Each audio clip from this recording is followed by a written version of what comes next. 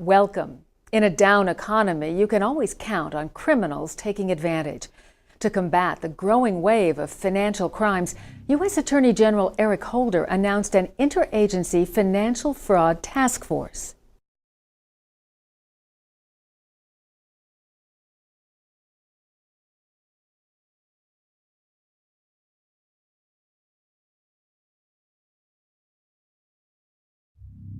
Once, Bernie Madoff headed up the NASDAQ stock exchange. Now he's sitting in federal prison.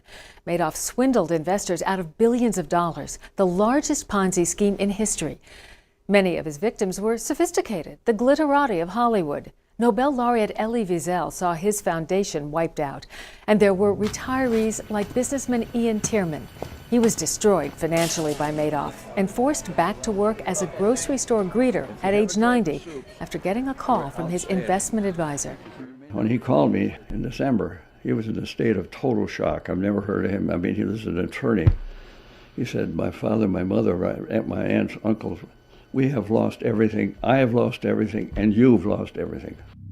If you think you're too smart to be a victim, well, you may be at greater risk than you think. Here's Kate Sullivan to tell us why. It's just so easy to be taken. Steve Sampler is a smart and highly educated investment counselor, yet he lost thousands of dollars in a gas and oil scam. The money that I put into the oil and gas investment was not money I could afford to lose. It was for my retirement. Scammers target people like Steve because they have money saved, usually for retirement. And like Steve, they often feel they haven't saved enough. They worry about health care costs, and when the time comes, if Social Security will be there for them. They worry they will outlive their savings, making them vulnerable to scam artists. It's emotional. That's what gets this done. Emotion. Find the button and push it. Jim Vitale served time in federal prison for defrauding hundreds of investors. He defrauded strangers and he defrauded friends.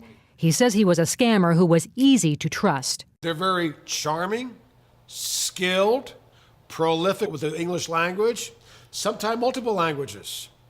Some sociopaths, some very dangerous people work the phones. This man asks not to be identified. He sold investments over the phone for more than 20 years.